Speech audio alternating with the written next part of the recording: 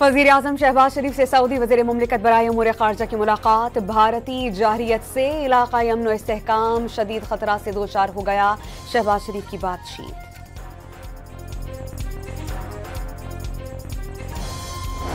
भारत ने पहलगाम वाक़े का बहाना बनाकर शहरियों को निशाना बनाया। पाक फौज का निशाना भारतीय आर्मी है। DGISPR ने वाज़ेह कर दिया, मासूम शहरियों के खून का हिसाब लिया जाएगा। पाकिस्तान ने भारत के 3 राफेल समेत 5 जंगी तैयारे गिराने के सबूत आलमी मीडिया के सामने पेश कर दिए। एयर वाइस मार्शल औरंगजेब ने राफेल फॉर्मेशन के पायलट्स की ऑडियोज भी सुनवा दी।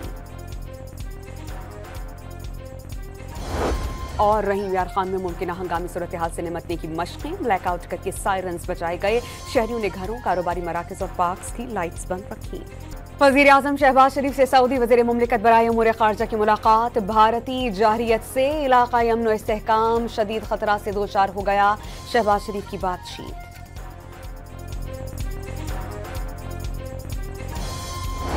भारत ने पहलगाम वाक़े का बहाना बनाकर शहरियों को निशाना बनाया। पाक फौज का निशाना भारतीय आर्मी है। DGISPR ने वाज़ेह कर दिया, मासूम शहरियों के खून का हिसाब लिया जाएगा। पाकिस्तान ने भारत के 3 राफेल समेत 5 जंगी तैयारे गिराने के सबूत आलमी मीडिया के सामने पेश कर दिए। एयर वाइस मार्शल औरंगजेब ने राफेल फॉर्मेशन के पायलट्स की ऑडियोज भी सुनवा दी।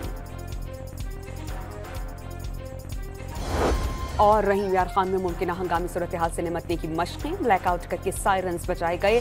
शहरियों ने घरों, कारोबारी मराकज़ और पार्क्स की लाइट्स बंद रखी। वज़ीर आज़म शहबाज शरीफ से सऊदी वज़ीर मुमलिकत बराए उमूर ख़ारजा की मुलाकात। भारतीय जारहियत से इलाक़ाई अमन व इस्तेहकाम शदीद ख़तरा से दो चार हो गया। शहबाज शरीफ की बातचीत।